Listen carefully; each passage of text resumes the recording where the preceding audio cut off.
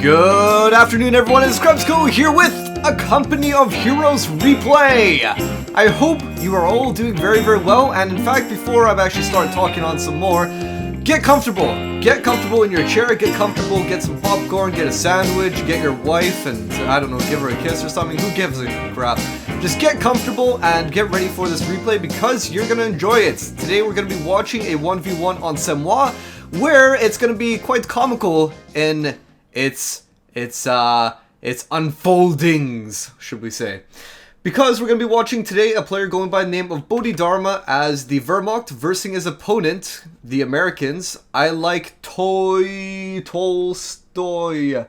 Okay, and he is going to be playing as the Americans. Alright, so I know it's not opposing fronts faction. We will get onto those shortly, as I said in the last cast. I'm hoping the next one will be a PE versus Americans matchup. I know you guys are dying inside. It's tearing you apart. Krebs, where are the PE matches? I want to see high-level PE plays. They're coming. They're coming. Patience is a virtue. Patience is golden. Oh, well, silence is golden, but patience. Anyway, we're at the 5-second mark, and we're going to be getting started in 3 seconds. So in 3, 2, 1, and let's begin. 6, 7, 8, 9, and 10, and on we go to another very exciting matchup in the Company of Heroes battlefield. You might be wondering why I say this match is going to be comical, and if you're a great fan, a dedicated fan of this channel, you will know why by now. But I have actually done replays of BodhiDharma before, and his playstyle is, to say the least, extravagant and flamboyant. You'd think a lot of the stuff... Hey Krebs, I plan on playing you soon, lol. Well, I think a lot of people plan on playing me soon. Anyway, back to the actual topic at hand. Yes, he has a very extravagant playstyle. A lot of the stuff that he does seems like it wouldn't actually work, but it somehow does. And you'd think that a newbie would come out with some of the stuff that he comes out with, but he's a good player. Don't get me wrong, he's a good player. And he has a very unique playstyle, let's put it like that. So anyway, let's focus on the game at hand. This is Semois. You can already see that some pioneers are capping the fuel point and also the munitions over here. You've already got some engineers that have been outstretching down along the southern riverbank and just capping the fuel point and munitions along there. Not actually capping that munitions point just yet. Sometimes people like to get that one out of the way with straight away, and maybe that's what this guy is going to do. Yeah, these engineers are in fact going to be going for that. Guys, it's really an important date today. If you're, again, a dedicated fan, you would know why it's an important date. Today is the 2-year anniversary of this channel. It's a 2-year birthday that this channel's been up. That is absolutely great. So January 18th, what year is it? 2013.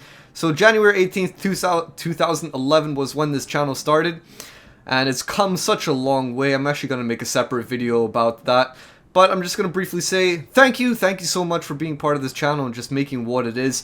I love making these replays for you guys. In fact, I'm actually going to link my first replay ever in the in this little annotation below over here. I know I'm scrolling off the screen slightly. I'm going to link up my first video in the annotation. You can check it out just to see what Krebs was like when he first started. Yes, I was an absolute noob when it came to commentating. I was a little bit shy. I was a little bit la la la la la. But that's what happens. You get a bit of experience and you become better and better and better. Plus, that replay is also of Company of Heroes Online. It might confuse some people. Some people might be like, oh, what's the difference between Company of Heroes Multiplayer and Company of Heroes Online? KOHO was a completely different game, okay? It was it was Company of Heroes, but it was completely different in its strategies and somewhat mechanics as well. It was basically an MMO version of Company of Heroes, but it's long gone, okay? That's why there's only a few replays that I've made for it. So we've got harassment of the engineers along the northern side of Semois, just harassing these pioneers, telling them to get lost, to beat it, go back to Berlin. And along the right-hand side, we've got just some guys capping along here. So let's take a look at some build orders. For BodhiDharma, he's gone for 3 Pioneers, 1 Volksgrenadier, and then on and up to a MG42. Interesting stuff to be doing that. It's just supposed to be supporting each other. He's got the MG42 situated down in the center, just trying to anticipate maybe the Americans would be going along that direction. But a very common thing for Americans, or really anyone... Why is my voice breaking? God damn it. 2 years already commentating and I still haven't hit puberty. So, one of the very common things to do on Semois, if you're on the western side of the map, if you are this player over here, is to actually cut off your opponent over at this fuel point. It seems very, very easy to cut off, more so easier than this cutoff point over here. And the reason I actually think it's because of that is just the map layout. Because this is a big open field, you can easily get access to over here. Whereas over on the southern side, it's just bridges and choke points. And maybe that's why there's a bigger tendency for the fuel point over here to be decapped. So, a little bit of skirmishing going on with the pioneers and the engineers, and also this MG42 still sitting his ass right on that location. He cannot be arsed moving, he's just gonna stay there, and, well, now he's getting... I guess that was the motivation factor. The motivation was a little bit of SMG to the face. Okay, fair enough, they're moving, and along over here we've got some Volksgrenadiers and Riflemen just exchanging some blows. Volksgrenadiers obviously going to be losing the close range engagements. MG42 providing the pain into the side of the house here. Notice how nobody can shoot out of it. Very strange indeed. Nobody can shoot out even though there's a hole right there. You'd think they'd be able to shoot out, but apparently they can't. And also I guess that window is not a functional window. So hitting him from the side of the building, and now these guys can't do anything. I guess they're just a bit iffy. They want to hold it because they don't want to give the Wehrmacht the opportunity to get inside that house. At least that's what I'm presuming anyway. But obviously they're not going to risk a whole squad right there, and so they're out of there. And the flanks are coming in. The Volksgrenadiers, another Volksgrenadier squad coming along the flank and taking out the engineer squad. That is one engineer dead already for the Americans. Let's take a look at what the Americans have been up to with their build order. 3 engineers right now, so that was a total of 4 engineers, one of them already down. 3 riflemen, so he went for a 4 engineer start going on up to the barracks. Interesting to be doing that. We're quite competent when it comes to 4 ES, so the 4 engineers, 4 and then snipers, so WSC. Oh my god, Volksgrenadier squad going down. We're quite competent with that, and we know what the whole 4ES strategy is about, or at least we should if you know the game a little bit or watch this channel enough. But it's quite common that people actually go for 4 engineers and then barracks. Quite useful on a map like this where you can outflank your opponent in so many different locations. Semois is a small map, but don't get me wrong, it almost acts like a larger map in a way, because you can be running around the field. It's not quite like Longra, for example, or Angleville, where it seems like everything's situated in one little area. Yes, Semois is a small map, but it seems like things are more spread out. Does that make sense? Do you guys agree with me when I say that? At least it seems like that to me. And so, by having these engineers and riflemen out, means you can be doing a whole lot of stuff, multitasking around the field. Not only that, but because you can't get WC and get snipers and whatever else to counter the Wehrmacht MGs, you can get some flamethrowers, which will be able to dig them out of their positions, especially if they're dug into some of these houses, garrisoned inside of them. Whose minds is that? Ah, that's the American. Sneaky, sneaky. Look at that. Placed along the tree over here. Interesting to be putting it right there. But I like this placement of this mine, the southern mine right here, right between the vehicle and also the house, because that would be a common area for men to traverse through. And so the Americans made quite a push there, but funnily enough, they've actually lost it. The Wehrmacht making a comeback and capping around pretty much around the entire field. Look at that. Straight on up to the doorstep of the Americans. So let's take a look at some teching orders and buildings. We've got the triage center out for iLike. I'm not going to say the rest of his name. iLike. And also the supply yard. Right there, triage center obviously to help support his infantry. He's got so much infantry, you might as well get him healed on up when they retreat to their base. By the way, guys, this is going to be great because this match is going to be great because there's going to be very unusual things coming out here. You're going to be seeing some Goliaths and demos. Goliaths and demos. Hopefully that wasn't a big spoiler. You're not going to see how they're used, but... Oh, well, I'm not going to tell you how they're used yet, but you're going to see how they're used, and it's going to be great. It's going to be great. It's going to be great. Let's take a look at what the Wehrmacht are up to in their base. Quickly, I don't want to miss out the action. We've got T2 Krieg Barracks being upgraded at the moment. Alright, fair dues indeed. the Americans coming out with a lot of infantry, making a big push along the center side of the map, trying to push the heels of the Wehrmacht out of this side. Get them out. Get out of here. Get lost. And look at that. Flames, flames causing the pain. Burning, burning. Oh, jeez. Anyway, so we've got everything in mass retreat for the Wehrmacht yet again. It seems like really, like shifting tides, doesn't it? It seems like one side pushes in, the other side comes back in. And then it just goes back and forth like that. Back and forth, back and forth. Here we go! We've got some pioneers garrisoned inside the building over here. The bunker. And we've also got a Goliath being produced. Hello, Goliath. Nice to see you. We'll see what happens with this. Actually, I've got one question. I'm not sure if this could... this is actually a myth. I wish David was here. Maybe he could answer it. But if a Goliath goes on top of an enemy mine, does the mine blow up? I think I imagine it would. But that's something I've never seen happen before, so I can't even say with certainty what would happen. Alright, but look at that Goliath. Hiding in cover in the crater. He's got orange cover or yellow cover. And so he's camouflaged himself in there. Very nice thing. 125 munitions. Very costly to actually get one of these Goliaths. But it's almost like a gigantic demolition charge on wheels. That's what you can think of it. That can camouflage as well. So it can go around the field, go into green or yellow cover, and then just start camouflaging itself. Try to wait for an enemy to come on top of you. I think in the last cast, was it? You guys probably know better than me, I can't even remember. But last cast we saw a Goliath being used on a retreating squad and it killed nobody. Or maybe that was a replay before. But it killed nobody. It was on a retreating squad and just did 0 damage pretty much. Maybe killed one guy or something like that. But if you're going to use a Goliath, as I was saying, just keep it somewhere where you anticipate your enemy to come, especially in like a place where they have cover. Like, say if you had your Goliath stuffed in this bush over here, where a lot of times Americans or whoever's on this side of the map will just place their guys in some cover, and that is just perfect. So they try to get cover and then boom, right in their face. What happened to the cover? Why is everyone dead?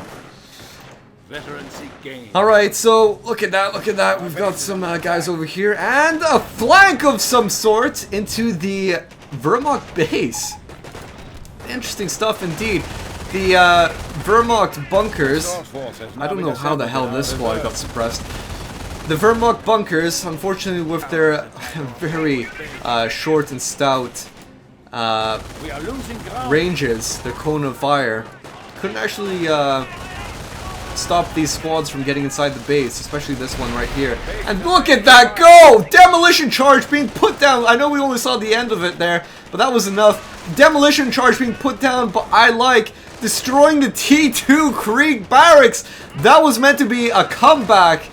That was meant to be some sort of, you know, teching push for the Wehrmacht here. So I guess if the Americans can't win this directly, what they're gonna do is just start doing an indirect assault on the base. And look at that, we've got a demolition charge going right down on top of the bunker here. Interesting choice to be going for that. Maybe he's just gone for it because, oh god, you guys gotta get out of there. Oh no, suicidal! Suicidal indeed, taking down the Volks with them. But you can just see the engineers. They got on the other side of that bunker and they were just thinking, hey, that bunker is going to provide us a bit of cover from this blast explosion. Unfortunately not. I guess the shrapnel, the fragments of cement and concrete from that bunker must have impaled them and that was it. But Volk Squad going down, that is... Look at that! Look at it! This is perfect! I'm absolutely loving this game. I didn't actually see this when I was watching this in the first round just to see if this replay was good or not, but... This is brilliant. This is absolutely brilliant. The demo charge destroying the T2 Krieg barracks in the bunker. You got the Volk squad that was killed in collateral damage from that demo charge. Then the retreating squad of Volksgrenadiers killed, and now another one killed. So that is 3 Volksgrenadier squads killed in almost such a small amount of time by just this one rifleman squad that has managed to sneak into the base. I'm loving this move. The Americans couldn't get a direct impact on the Wehrmacht. They were pushed back to their base. The Wehrmacht just had too much superiority in terms of numbers. These Goliaths were probably too harassive. You know, they're just there. There's MGs, and it was just too much. But I'm loving the indirect assault for the Americans there.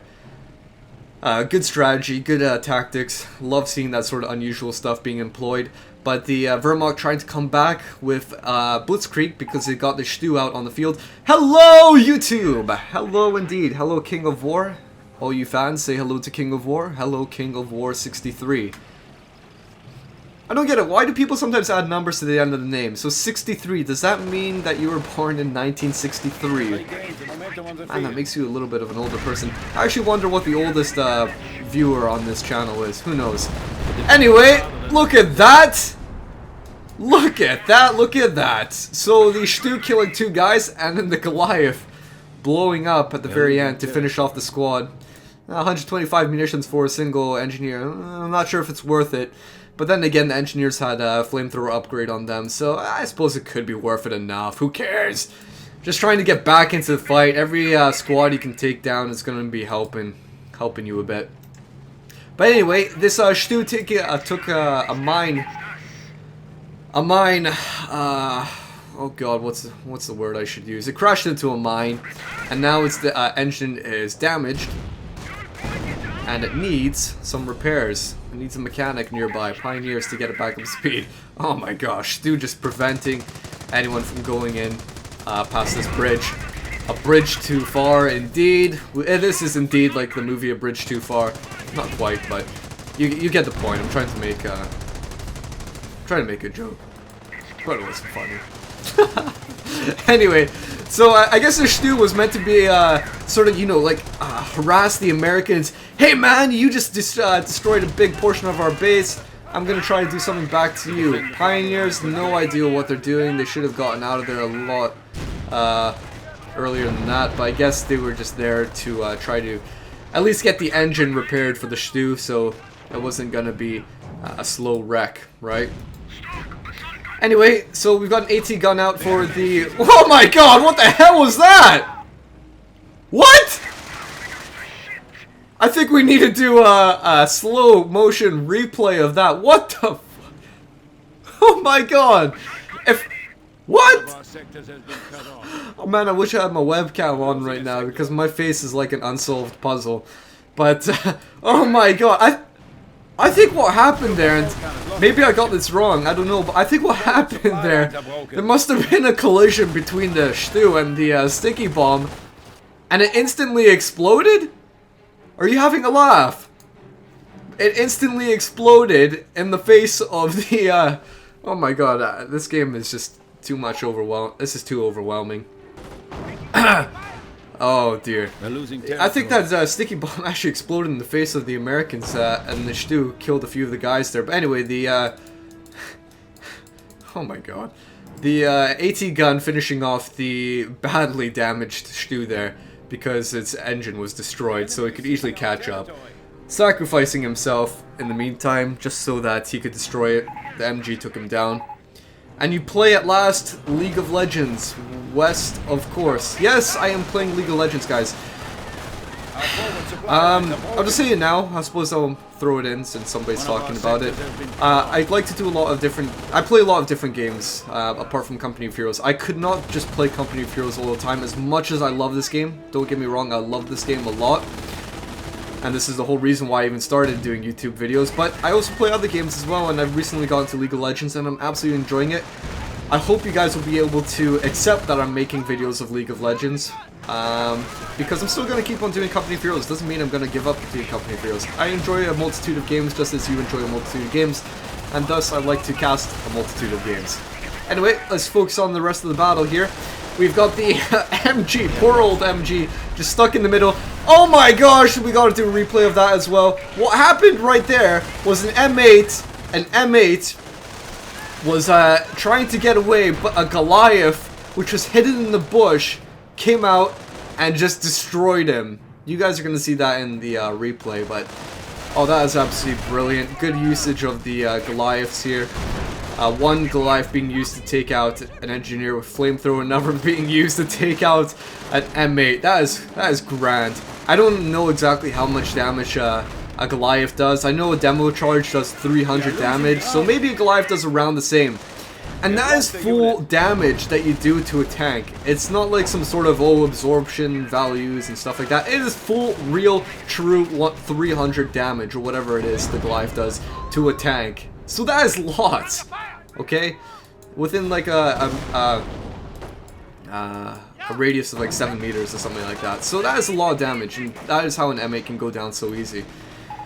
Alright, but very nice. I usually watch your cast before eating breakfast, so enjoy your meal, Shishkov.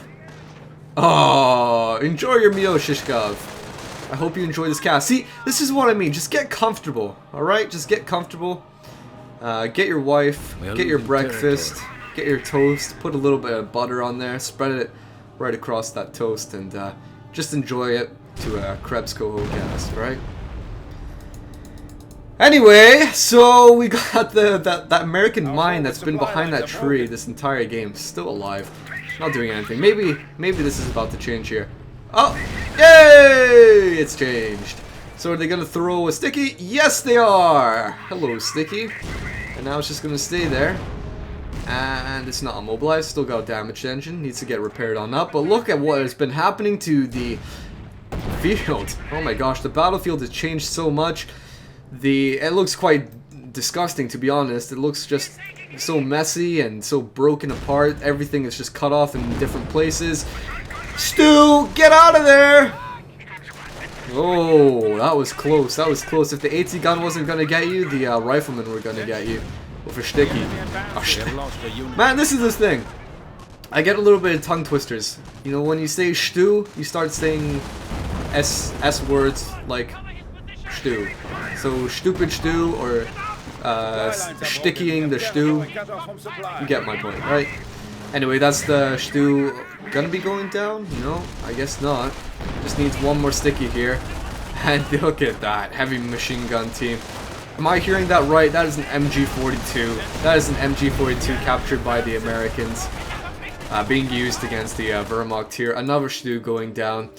These casualties are being a bit too much for the Wehrmacht now. All they have is to work with is just 2 Pioneer squads. And 2... what do you call them? Stormtrooper squads. Notice how the Stormtroopers have Vet 2, and the Pioneers have Vet 1 on them. I suppose all the Vet 1's gonna do on the Pioneers is just give them like health regen or something, isn't it? If I'm remembering correctly, I think it's just health regen. Alright, fair enough. I suppose that's one of the most frustrating things that can happen, actually, when you got like a half... Say you've got 2 man Pioneer squads, so full man squad, but they're at half health. And then you have to spend a 35 munitions heal kit on them. It just doesn't really seem like it's worthwhile. So maybe the little passive health regeneration, I think it's like 10.56 health per minute per guy. Yeah, that's quite useful. You know, long term, right? Okay, but the Americans coming back in force here. AT guns being dragged by the slaves. And the stormtroopers coming on in. One of them is cloaked on up. Oh, no, one guy had to fire and just reveal the rest of his buddies. And look at this engagement, probably go in the hands of the Americans, I imagine. We've got a Vet 2 Rifleman squad coming on up here. Bundled grenade going on down, didn't even hit anything, went straight through the building. Must have bounced off all the walls and down into the cellar where nobody was. What a waste of a grenade. That definitely should have killed something, but I think sometimes it glitches or something. One of our sectors has been cut off. But hey ho, that is a grenade wasted. Unlucky. Unlucky indeed. And this gives the Americans sort of free roam to move on up forward. These guys don't really have anything at the moment. BodhiDharma is suffering a little bit with munitions. He's only got 100 and something to work with. So he could upgrade, you know, MP44s if he wanted, or Panzerschreck. He's upgrading something on one of his squads. Yeah, MP44s on the other Storms. Man, this tongue twister is saying Stormtroopers. with the MP44s over here. Let's take a look at what the American's on up to. He's gone for his armored company doctrine. It seems like every single game we're watching with Americans now, they always go for armored company. But he's gone for armored company doctrine. And does he have any tags? Well, not really. He's also moving down along the left-hand side of the doctrinal tree, I believe. So that means he's going to be working his way on up to... Can you guys guess? Can you guys guess? Do you know the game well enough? Can you tell Krebs what this trivia answer is? He's working on up to the Pershing. And so, by having a Pershing out on the field, the Wehrmacht will be royally stuffed, royally screwed over. Or in a less polite way, royally fucked. Because the Wehrmacht literally just does not have any sort of tanks out on the field. All he has to work with is infantry, and not even much anti-tank to be honest. Just one Panzerschreck on the Stormtrooper squad over here, and Pershing still own infantry. They definitely do. They have massive blast radiuses, they kill infantry, they tear them apart. They do very well against tanks as well. Oh man, BodhiDharma is in such a bad position because he doesn't even have any buildings that he should right now. It's 25 minutes into the game, and right now he should have at least his T2 Krieg barracks, which he doesn't because it was destroyed. So he didn't even get to build anything from it. He hasn't gone for T3, he hasn't gone for T4. So God knows what Bodhi's trying to do. I guess he's just trying to work with his infantry. I think he's come to the point in the game where he's suffering so bad he just doesn't know what to do. So instead he's going to be getting snipers. Snipers is nice, Bodhi. Trust me, don't get me wrong. Snipers is brilliant. But I think you sort of come over the tip of the cliff. The edge of the cliff where your opponent's going to be getting a tank really soon. And a sniper isn't going to be sufficient to take on a tank, unfortunately. Infantry, why not? But a tank is going to come out on the field soon, and that's it. That's it right there. That is the Pershing. Pershing out in the field, speeding away down along the road. We'll just actually do follow him and just take a look at what he's up to. Look at Pershing go. Look at him go. He knows what his mission is. Okay, maybe not. I guess he's going to be going elsewhere. Anyway, let's look at something more exciting. These guys moving on up, crashing right into a mine, and just harassing the Wehrmacht like crazy. He's got 92 munitions, I like. So, not a bad investment to, you know, put down some mines along the area. If you trapped your opponent in his base, you might as well just make a minefield outside of his base, so that he can't do anything if he tries to get back out of there. They tried to get the sniper. Sniper just too far. Unfortunate, unlucky, unlucky indeed. Where's this Pershing? Where the hell did he go? Ah, there he is! Haha! So going for a direct base assault. Nice. Who cares about the front line when you can go behind enemy lines? Okay, maybe... Oh. I was gonna say maybe he was gonna go... Maybe he was gonna go to the front line via the behind enemy lines, but okay. Alright, so Pershing's gonna be just firing away at the Wehrmacht quarters. Nothing to impede his movements here. Look at that thing. Man, at the same time, I'd be destroying buildings and trying to crush infantry. That was what I would be trying to do. Oh, look at that turret go! Pivoting around, but stuff is camouflaged so he doesn't know where it is. Man, with the big blast radius this thing has, I think he should just even attack ground. When, as soon as those guys got camouflaged, he probably could have killed someone, especially that Stormtrooper squad. But despite the Wehrmacht base just taking a big heap of hassle now, Wehrmacht's still trying to push on up forward. I think Bodhi's just come to a point he doesn't know what to do.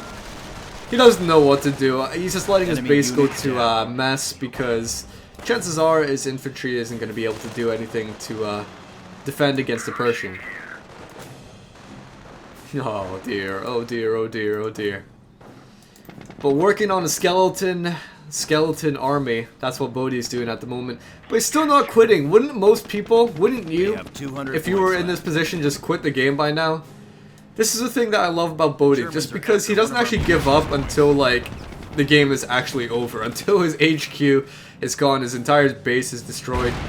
You can actually watch some other replays of his. Just search, go on Google and search KrebsCOHO and then BodhiDharma, and then you'll list some other games of BodhiDharma that I've done casts for. They're entertaining as hell. They really are entertaining as hell. And they're very similar in this fashion. Like, he doesn't give up until the very end, until everything is gone. Sniper, sniper, sniper! Taking some shots. Stormtroopers, not doing anything. Stu called out on the field, and he is just going right on up to the battlefield. Sniper is gone. And Stormtroopers... Oh no, Sniper is still alive, but he's inside the base. Oh, I see what's happening here.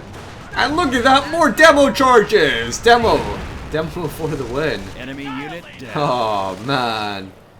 Yeah, now they're not going to explode it prematurely. They're going to actually take their time to get away this time. So that's one demo charge used. And Sniper's dead. Another demo charge coming on up. You know, the funny thing is, demo charges don't actually do much damage to buildings. As in normal structures, normal buildings, ones that aren't, that are neutral. But they actually do about 2 to 3 times more damage to enemy structures. Fun little fact. And look at that. Bad day for the Stu, not even going to move anywhere, just harassing the building. The church blowing holes into it. And the M8 just finishing it off. Last few moments here, Tiger out on the field, being called out just before the HQ was destroyed. Because if you go on over to BodhiDharma, what you'll notice is that when your HQ is destroyed, you cannot use any of your doctrinal abilities anymore. It's all gone. It's all gone. So he called it out just before his HQ was destroyed here. And I think that's a demo charge, was it? Was that a demo charge, or was he just waiting? Let's take a look here. Oh, well, I guess not. Talk about friendly fire! Man. Just killed his own engineer. Why aren't you doing anything? Just finish him off. Alright. Hey man, if that adds to the game, then why not? So let's see what happens here. We've got a Tiger against a Pershing. Who will win? Well, they're all penetrating each other quite equally. To be honest, a Pershing and a Tiger are pretty much about an even match. It's not an even match anymore with 2 AT guns. But a Pershing and a Tiger are just about an even match. Seems like the Tiger is actually a little bit more powerful. But if the Pershing got its vet, no doubt it would just wreck the Tiger. Yeah, that's it. About to go down here. 151 VPs. Doesn't even matter, the VPs. Look at this, Stormtrooper's still going out. This is too funny. This is BodhiDharma for you. He's just still building his HQ with 1 Pioneer, capping with 1 Stormtrooper. And there we go, Bodhi saying, ah, hee hee, fun game. See, he just enjoys the game. Who cares about getting all, you know, ragey and all your knickers in a twist about trying to be a pro in a game. Just enjoy the freaking game for what it is. Have fun. That's why we play games, right? Good game, well played, till the end. And what is gonna go on? Is it gonna be over, or are we just sticking on in here? I don't know what's going on. I think he's just gonna be just waiting until this bunker's destroyed. Yeah, that's what's gonna happen. Just waiting until the bunker's gone. Go! Go, Stormtrooper! Is he gonna get a Stormtrooper attack? Yeah, he is. That's Bodhi. That's Bodhi. He's gonna throw a bundled grenade, isn't he? He's gonna... just his last chance to try and do something. Yeah, it's Bodhi for you. Alright guys, well anyway, I hope you enjoyed this match. I enjoyed it. I enjoyed it thoroughly. I thought it was just relaxing, casual. Got to see some unusual shit, and yeah, it was fun. Right on along the way. Where did Bodhi go wrong? Nah, he didn't really go wrong anywhere particular. It's just unit preservation. That's what it boils down to sometimes. You saw he was a good player, like capping around the map. The micro was there, but the unit preservation was just a little bit off. So anyway, guys, Happy birthday, Krebs, to our KrebsCOHO channel. Happy birthday! Happy birthday to Krebs and his channel. But until next time, guys, I will catch you all later. Right, here we go. 3, 2, 1.